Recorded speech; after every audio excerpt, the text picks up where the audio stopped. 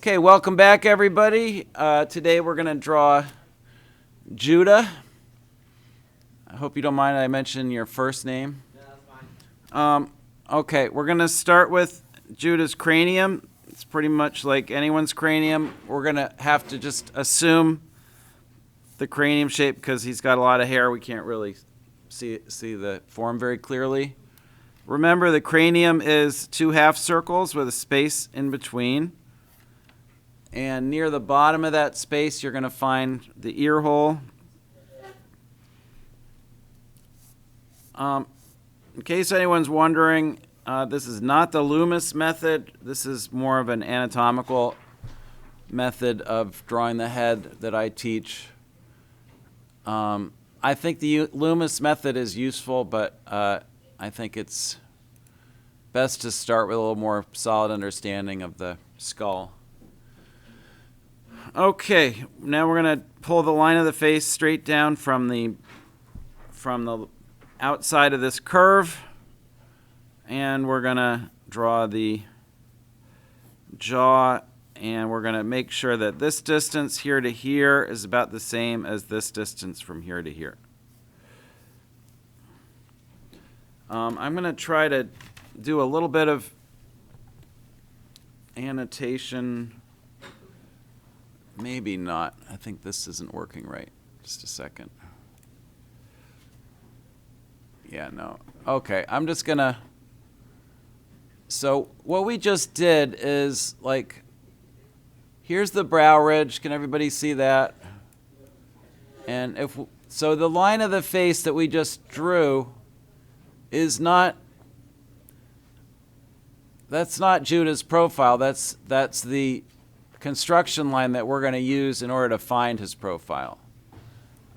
Here's the jaw, here's the ear hole, and here is more or less where if I block it out, this is more or less where the skull would be.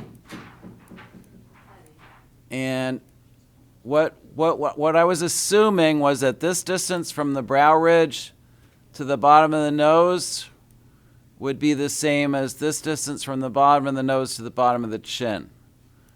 You can measure that with your pencil right now and check, but it looks pretty much the same. Would everyone agree with the thinking there? Yes. And then we always look for the eye to be centered on the head. So if we look for this distance here and compare it to this distance, those are also very close to being the same. Again, I can't really see the top of his skull. His hair has an admirable amount of volume. So, but if I measure these two, I'm going to say they are also the same. So those proportions do vary on different people, but they don't vary a ton. I would say that this angle here is a little steeper than what I've been teaching for an average, and this is a little shallower. So in other words, the angle of the jaw here is a little bigger than on an average person, but not by much. Okay, so we're going to look for the front of the throat. It's going to be in front of the angle of the jaw, right about here. And notice that the angle of the throat is about 20 to 30 degrees from vertical. But as often happens, he's sitting up straight. The back of his neck is just about straight up and down. The part we can see, you'd see under the collar, you'd see more like the trapezius muscle, creating some fullness back here, but this part is very vertical. And let's go ahead and mark eye level. Eye level is going to be centered on here.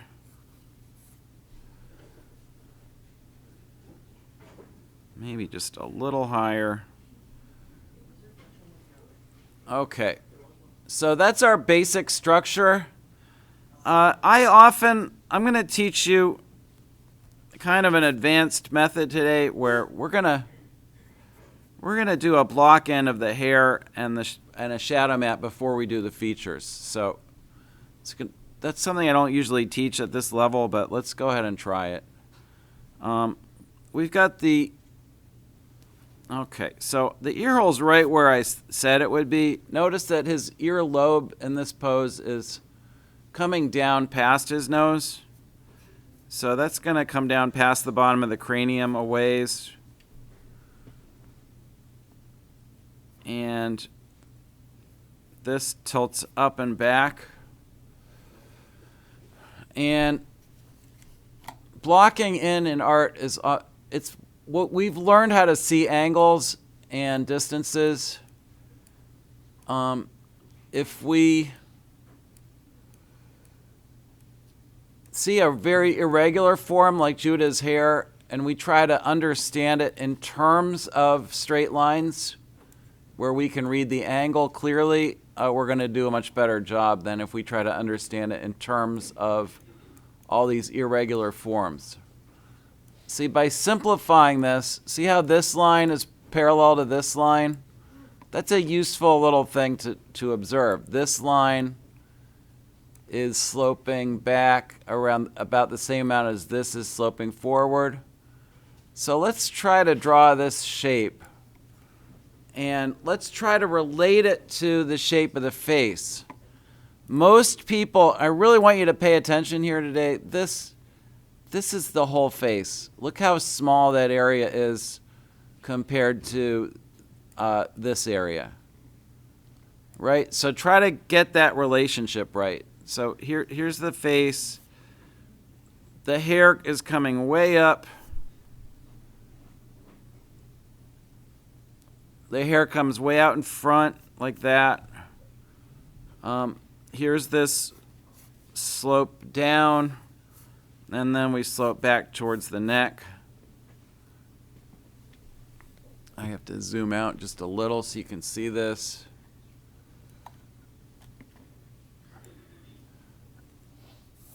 Then we go up over the ear and up along above the cheekbone.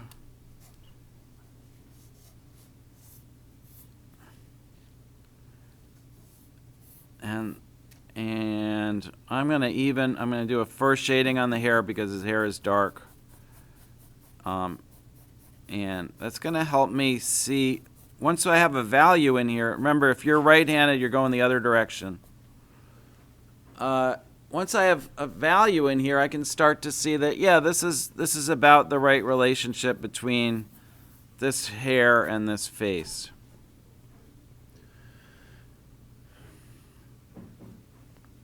And like I said, I'm even going to do a block in of the shadow map of the face. Okay, let me get rid of some of this. Okay. So, see, and this is a very, not the way that people without training would ever approach this. Like, I'm going to do this shadow shape, and remember, when we're not trying to understand this form yet, we're just drawing this shadow shape the way we would drop a map of Norway or something. Like some form that we're not familiar with. So we're going to have a shadow shape here, a shadow shape here, and a shadow shape here. And we're going to try to copy these angles.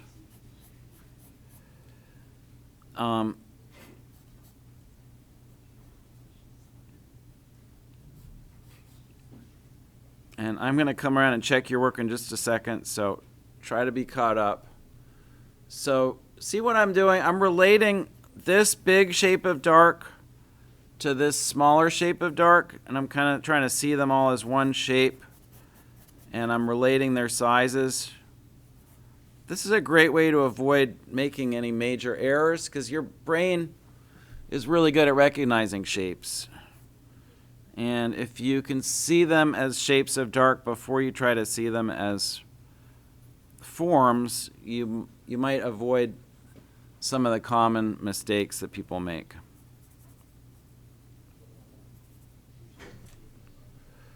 And this is what you'll see if you go to an art college and you look at really advanced people drawing. You're going to see them placing these shadow shapes before they start to commit to where the features actually go. So you're basically using a different part of your brain. You're using a part of your brain that's involved in just pattern recognition before you're using the part of your brain that's involved in facial recognition. So if I look quickly back and forth between my drawing and the reference right now, I can see some similarities in pattern that make me feel like I'm on the right track in terms of proportion. And like I said, I'm going to come around right now and check yours. But try to squint a little, stand back a little, and just ask yourself, are these similar patterns or not?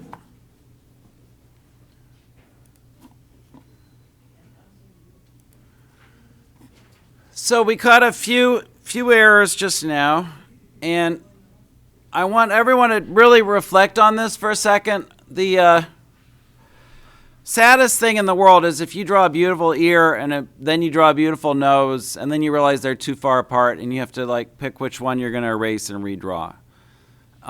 So by sort of starting out with these simple block shapes of shadow and making sure they create the right pattern, we're avoiding all the potential for those really major errors.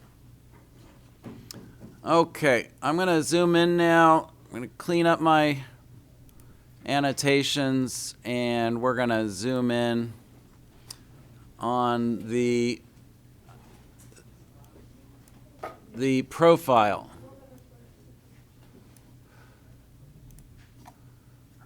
Okay. So I'll zoom in on my drawing too. Guess that's as close as I can get. Okay. Just make sure. Okay.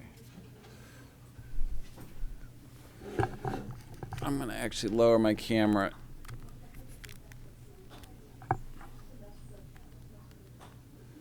Okay, are we ready? Yep. So here's what I'm going to do. I'm going to put the line of the face back in. I'm coming from this is, a lot of artists actually use plumb lines like fishing weights on pieces of string in order to, and they'll hold that up in front of what they're drawing, because it's a lot easier to get something like a profile right if you are relating it to a nice clean vertical. So we're going to drop that vertical down in our drawings. And try not to tilt it back like I just did. Okay. So we're up here at the brow ridge. We're looking at this angle. This is just like the angle measuring game we were doing.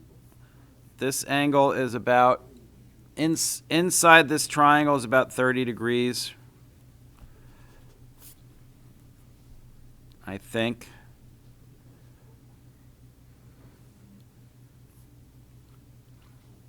And remember the thing about the radius?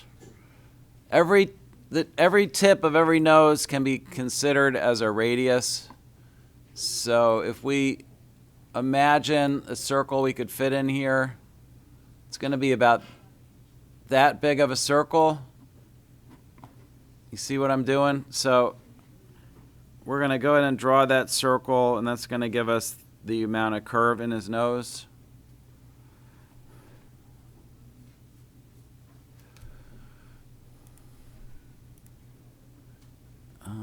Okay, now I got to put this.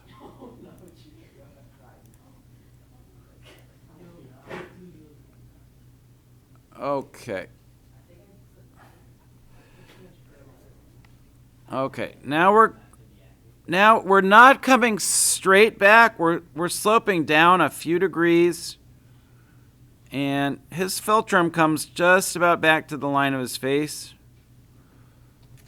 Judah has a little more of his nose out in front of his philtrum than behind it. And remember, we're looking for this to be 1/3 of the way between here and here. Is that about what we're seeing? You see how these units are about the same? So mark 1/3 of the way down. Most people make the mouth way too low. They want the mouth to be in the middle. And I actually recently spoke to one of our elementary school teachers who's actually been teaching it that way. Like, you put the mouth halfway between the nose and the chin. That's not correct. We're 1/3 of the way down. Okay. So we curve gently out. We don't want to come out too far and make fish lips. And then we cut back under to meet this line. Then we're coming down at about 45 degrees.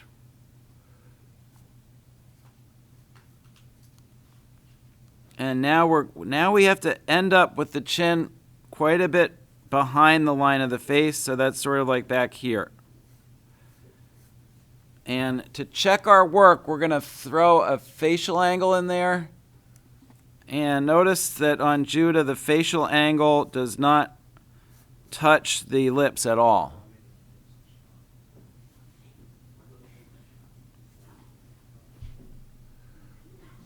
And the facial angle is also about 30 degrees.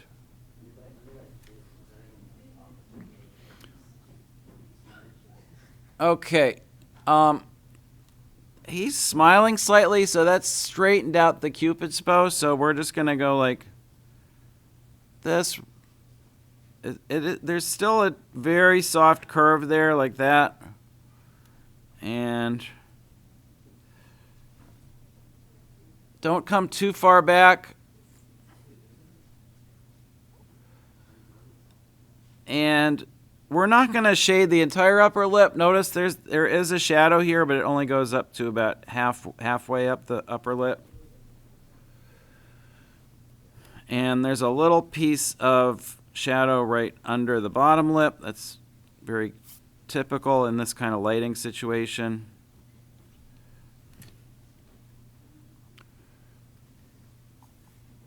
Okay. One really important thing to measure that most people don't think of measuring is this distance from here to here. Let me show you. See, here's the bottom of the nose, and here's the bottom of the nostril, and here's the top of the nostril. So notice you could fit a whole other nostril in this space between the nostril and the bottom of the nose. And notice that most of his nostril is out in front of his philtrum, but it doesn't go all the way to the tip. Now we're going to place the nostril more accurately if we shadow map the tip of the nose. Like, see, there's that little shadow there. And then we come around here. This is form shadow of the ala, and it merges with the cast shadow of the ala underneath it. We placed that shadow earlier, but just an approximation. Now we're getting in and trying to do it more accurately. And now that this shadow's here, we can have a much better idea of how to place this nostril. It comes a little bit behind the philtrum, and it comes about, I don't know, a little more than halfway out towards the tip of the nose.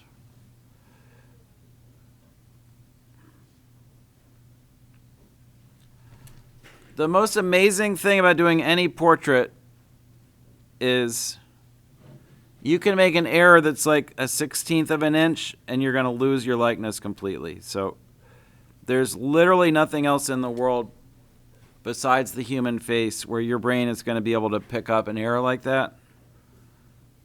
And that's why it's so useful to learn how to do. So the contour of Judah's nose is not absolutely straight. Every nose is built out of different sections of cartilage, and here we're going to see a slight rise right here, and then it's going to go down again, and then it rises out again towards the tip.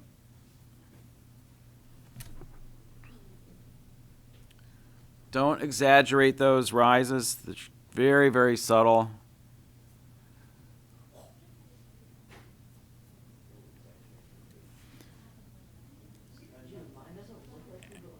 And most people confuse, okay, when you were in elementary school,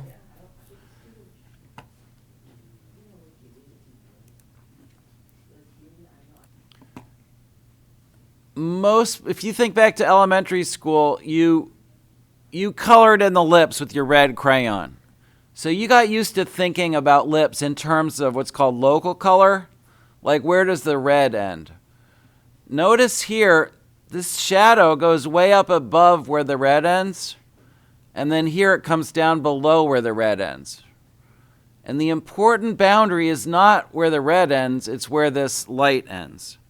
So this shadow comes up higher, and we don't really need to worry about the color at all. If you want, you can just barely indicate where the red ends up there, but we're interested in where the light ends. That's the important boundary on a mouth.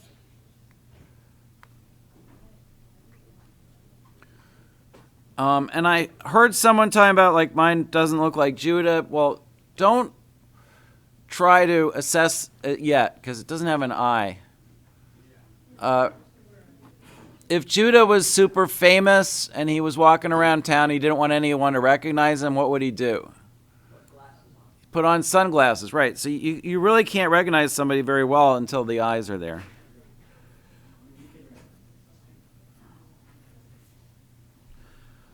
And it's also, because of that, it's a mistake to, you don't want to edit your work too much yet. Okay, so we have this shallow, a very shallow indent under the brow ridge. And that gives Judah a very classical profile with kind of deep set eyes. You see the distance between here and the front of his eye is pretty far. And probably the best way to estimate that would be to pull a plumb line up from the back of his nose, and the eye has to be behind that line. So let's do that. Let's put a line going up, and then we're going to pop the eye in below the indent and behind this line. So that's going to be about here. And I'm going to test that just by putting a little bit of dark there and a little bit of dark above it. And I'm going to ask myself if that looks like it's the right placement. I guess I'm going to go ahead and put this shadow in too. And does that look like the eye's not too far back or too far forward? Yeah, I think it's all right. So try to adjust your eye placement until you're satisfied, and then you can go and do things like the eyelid, which, remember, has to come out past the front of his eye, and the pupil,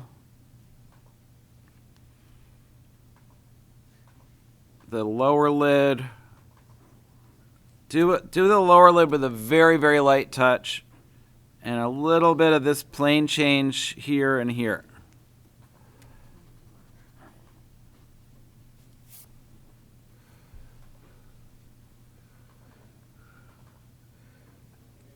A lot of people have that coloring book mindset, and they don't want to shade the white of the eye because they think it has to stay white.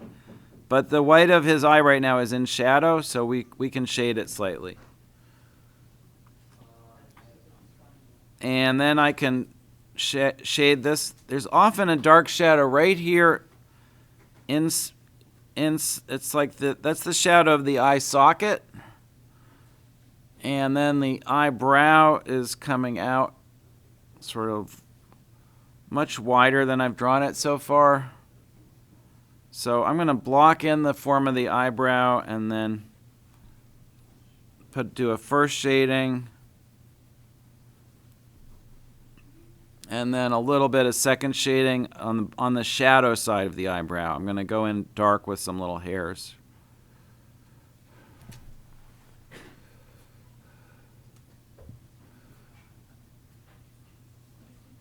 Okay.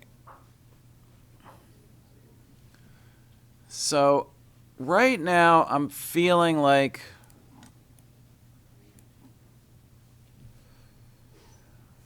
I'm going to take one measurement right now. You can watch me do this. I'm measuring the bottom of the chin to the bottom of the eye, and then I'm going from the bottom of the eye to the back of the ear. Those measurements should be about the same. So bottom of the chin to the bottom of the eye, and then bottom of the eye to the back of the ear. That puts the back of my ear about here.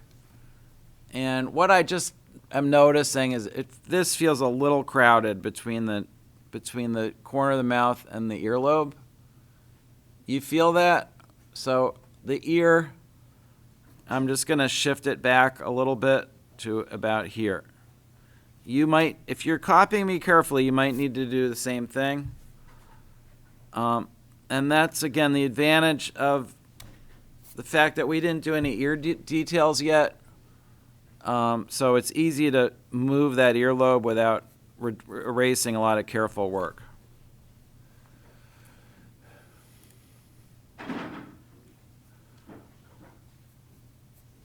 Okay.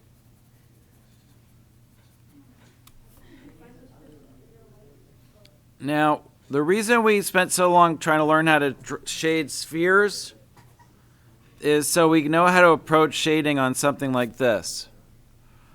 So notice we're going to treat this like a sphere. We're going to shade across this edge. We already shadow mapped it, so we kind of know where the light ends. And we're going to shade this all as a rounded form. And do you think human faces show reflected light ever? They do. There's always reflected light. In fact, interesting trivia. Have you ever gone to a museum and seen the paintings of the people with the giant white collars around their necks? They look like clowns. No? Those are called ruffs. Well, I'll show you later. The reason artists liked to paint people with giant white collars is because the collar would throw a lot of reflected light under the chin. Judah's clothing is not giving as much reflected light, but you see how clear that is? And that beautiful reflected light is what's going to make his jaw look like it's turning under. So we're going to do a little darker first shading on either side of the reflected light. And then I'm going to switch to some rounded shading around that neck.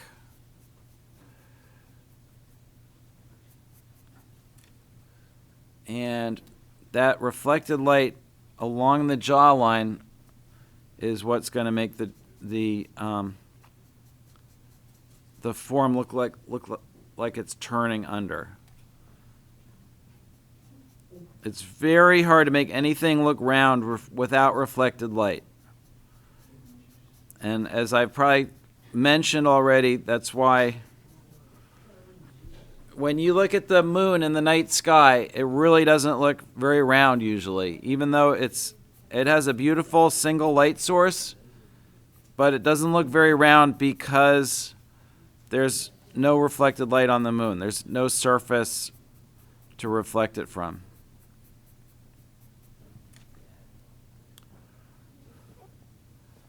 Okay, and I feel like there's the Adam's apple, and then his neck comes down quite a bit further. I drew the collar too high before.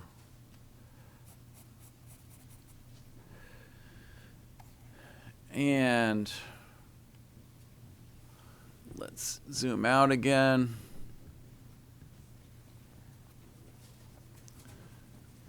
I'm still reluctant to try to assess my work very much. I want to block in the hair a little more with a little more definition.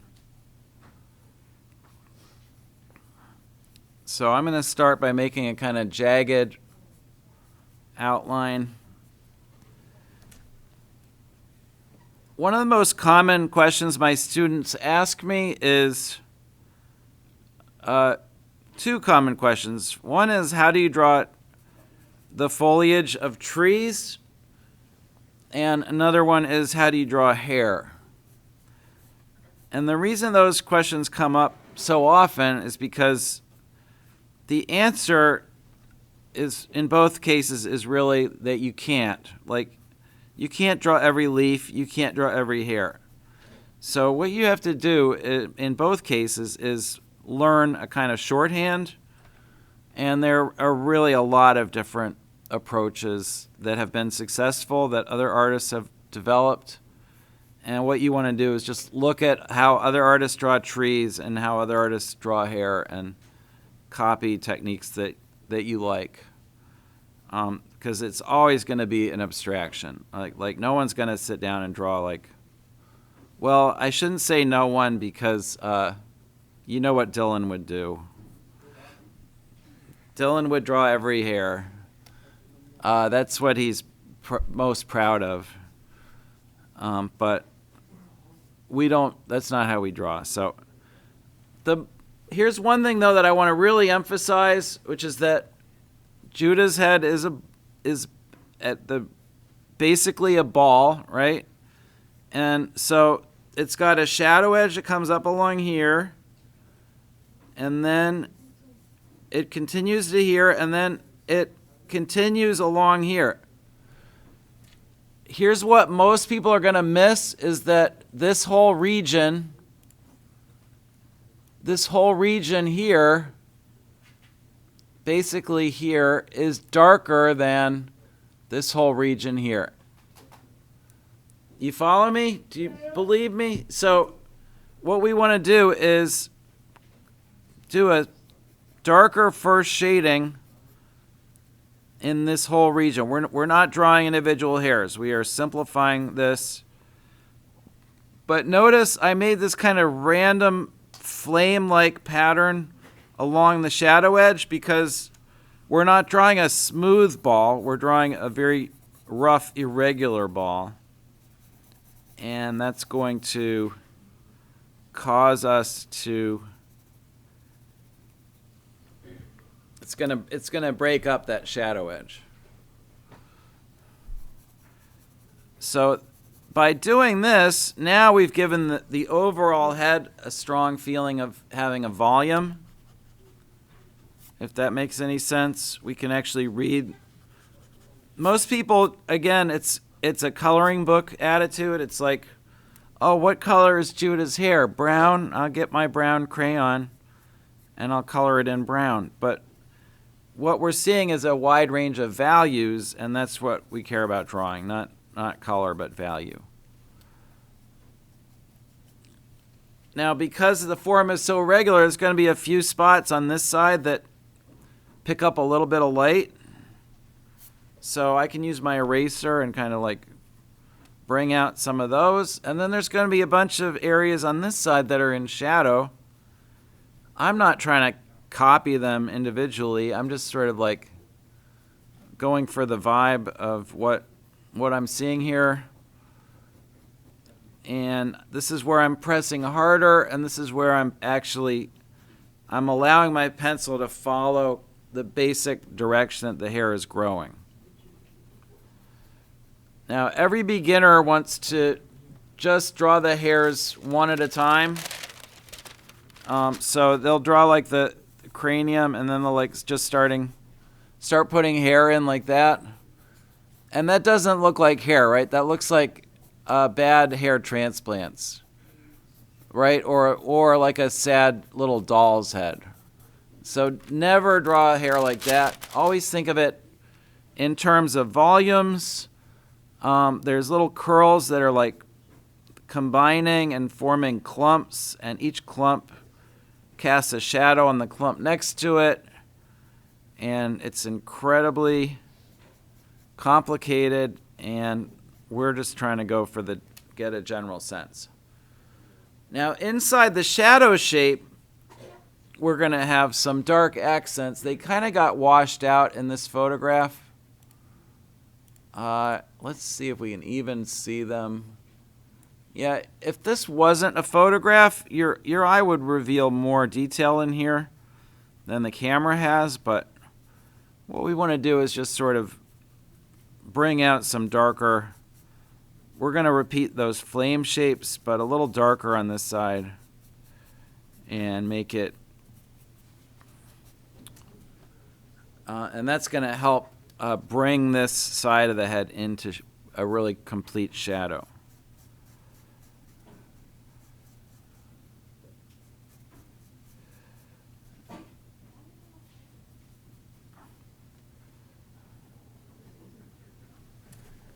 So the final step in any drawing for me is I kind of step back and I ask myself the same question we asked at the very beginning, which is like, is the pattern of overall darks the same in my drawing as it is in the motif, which is the photograph? And what I'm seeing is that I'm seeing small differences in the pattern. I'm seeing that maybe Judah's eyeball is just a tiny bit more forward. See how easy that correction is to make?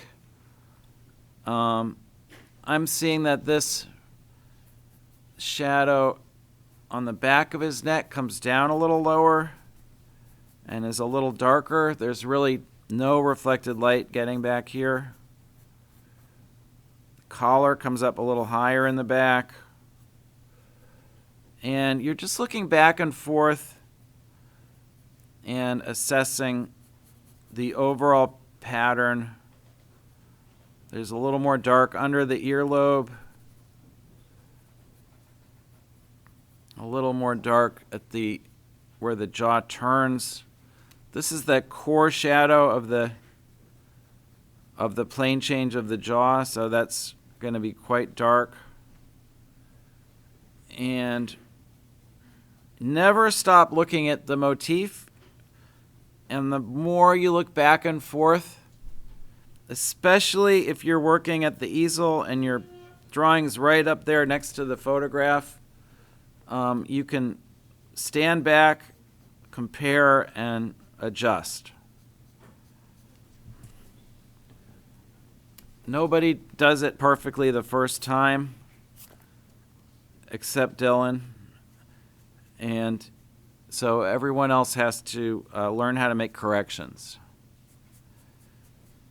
You can draw like Dylan and get everything mechanically correct without making corrections, but that's really not what I'm teaching here.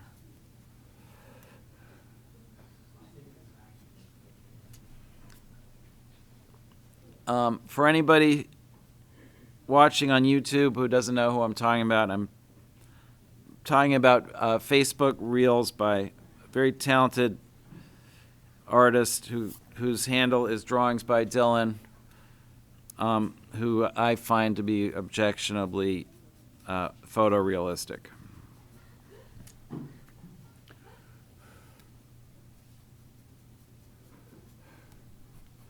I'm going to emphasize, see these darks where the hair is curling under above his eyes. And there's also a little bit of, the hair is casting a shadow onto his forehead along here, so that's something else that would help convey a sense. This is a really dark core shadow at the tip of the nose. I'm going to go a little darker on the core shadow of the ala.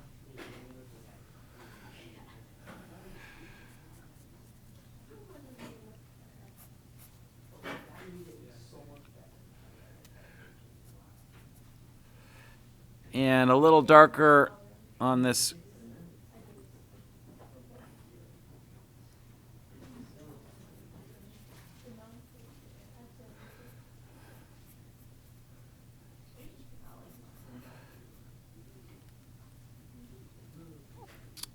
And even as much as I tried to block in the hair correctly, it goes a little higher and a little further out and back. It's got these stray hairs that are part of the look here. So let's add some of those. You don't want the hair to look like a helmet or a hat.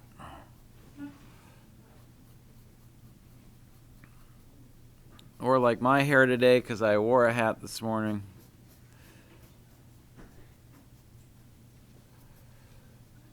And I'm going to go one more time back here just to darken the back of the head. And that's going to help the whole volume to read a little better.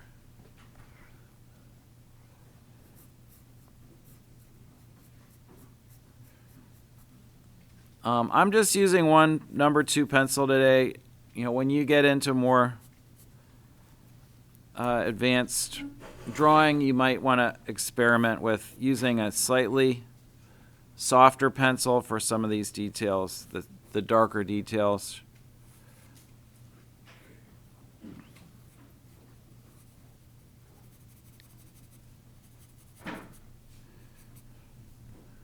Okay, I'm going to just pause this again for a minute. Okay, we have a special treat for my viewers at home today. We're going to see all the drawings from my Intro to Drawing class here at Lime Old Lime High School. And these are first-year students studying with me just for a couple of months so far. And we are going to look at all the drawings that they did. And they're really a very strong group of drawings. So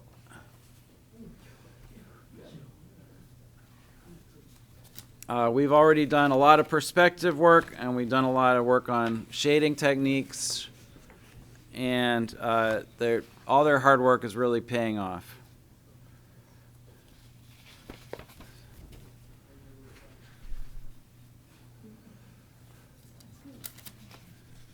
So one thing you want to look out for, this is something okay, there's 2 little things to look out for here.